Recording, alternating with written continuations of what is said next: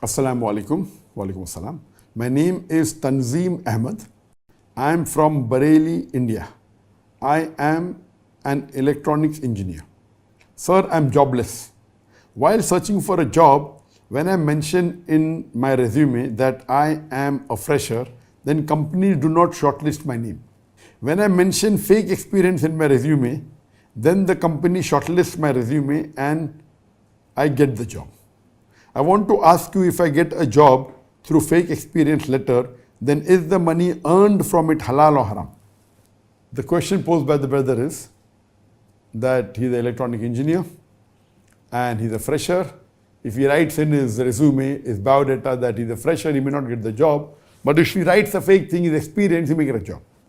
So after he gets the job by writing a false statement or a fake certificate that is experienced, and if he earns money from that job, is it haram or is it halal? Right? Now you have to differentiate between both these. Both these are two different things. I would like to pose a question to you. Suppose there is a person who can't find water. What does he do? He robs water. And with that water he does wudu. Because he wanted to pray, he cannot find water. So he robs water and he does wudu with that water and he prays. Will the prayer be accepted or not? Yes or no? Robbing is haram. So if he robs, he'll get punishment for that. But his wudu is complete because he did wudu with that water. He prayed. The salah also will be accepted.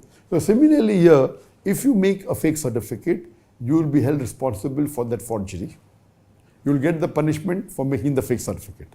But after you get the job, as long as you don't do anything haram in that job, as long as you're a qualified engineer and the people are happy with you, they're paying your salary for the work you do.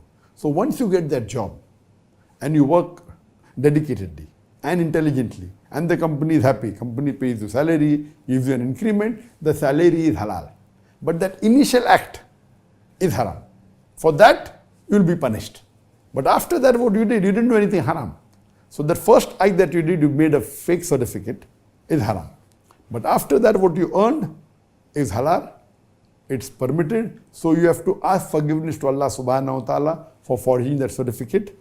And if you want to go more ahead, you can even tell your boss that when the boss starts liking you, boss, I'll tell you one thing, that now I'm working in a company for 5 years, but I'll tell you one thing, that is a mistake and hope you forgive me. What's the mistake?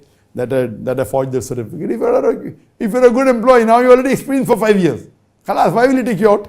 He may start liking you also, but there's a risk he may remove you also. So if you have done this thing, you'll be punished, you'll be held responsible for one act of forgery, but the other thing is halal. If you ask Allah for forgiveness, Allah will forgive you. If you can go and tell your boss, if he really loves you and likes your work, inshallah, he will not mind it, and maybe he will think, okay, now you're an honest man, you have come and told me, maybe he'll give you a promotion also, inshallah.